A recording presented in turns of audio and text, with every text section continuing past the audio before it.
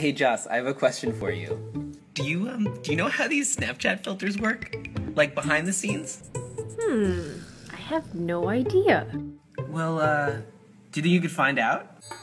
You got it.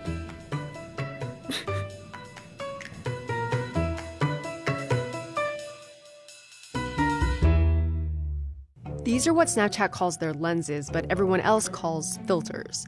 They are very silly, but the engineering behind them is serious.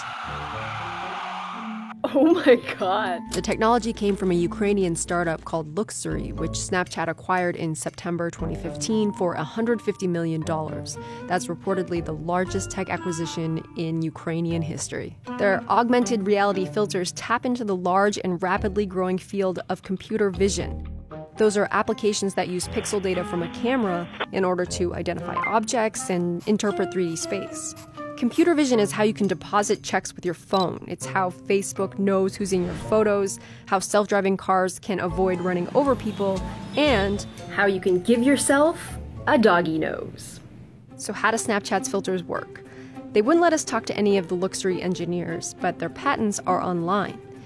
The first step is detection. How does the computer know which part of an image is a face? This is something that human brains are fantastic at, too good even. But this is what a photo looks like to a computer. If all you have is the data for the color value of each individual pixel, how do you find a face? Well, the key is looking for areas of contrast between light and dark parts of the image. The pioneering facial detection tool is called the Viola-Jones algorithm. It works by repeatedly scanning through the image data, calculating the difference between the grayscale pixel values underneath the white boxes and the black boxes. For instance, the bridge of the nose is usually lighter than the surrounding area on both sides. The eye sockets are darker than the forehead, and the middle of the forehead is lighter than the sides of it. These are crude tests for facial features, but if they find enough matches in one area of the image, it concludes that there's a face there. This kind of algorithm won't find your face if you're really tilted or facing sideways, but they're really accurate for frontal faces, and it's how digital cameras have been putting boxes around faces for years. But in order to apply this virtual lipstick, the app needs to do more than just detect my face. It has to locate my facial features. According to the patents, it does this with an active shape model, a statistical model of a face shape that's been trained by people manually marking the borders of facial features on hundreds, sometimes thousands of sample images. The algorithm takes an average face from that trained data and aligns it with the image from your phone's camera, scaling it and rotating it according to where it already knows your face is located.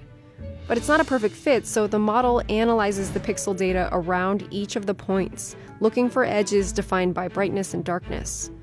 From the training images, the model has a template for what the bottom of your lip should look like, for example.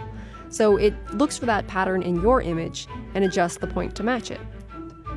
Because some of these individual guesses might be wrong, the model can correct and smooth them by taking into account the locations of all the other points. Once it locates your facial features, those points are used as coordinates to create a mesh. That's a 3D mask that can move, rotate, and scale along with your face as the video data comes in for every frame. And once they've got that, they can do a lot with it. They can deform the mask to change your face shape, change your eye color, add accessories, and set animations to trigger when you open your mouth or move your eyebrows.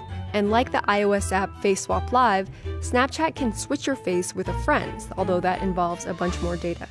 The main components of this technology are not new. What's new is the ability to run them in real time from a mobile device. That level of processing speed is a pretty recent development. So why go through all this trouble just to give people a virtual flower crown? Well, Snapchat sees a revenue opportunity here. In a world that's flooded with advertisements, maybe the best hope that brands have to get us to look at their ads is to put them on our faces. Facial detection has a creepy side too, particularly when it's used to identify you by name. Both the FBI and private companies like Facebook and Google are amassing huge databases of faces, and there's currently no federal law regulating it. So some privacy advocates have come up with ways to camouflage your face from facial detection algorithms. It's actually illegal in a lot of places to wear a face mask in public, so this project by artist Adam Harvey suggests some things that you can do with your hair and your makeup that can, for now, make your face invisible to computers.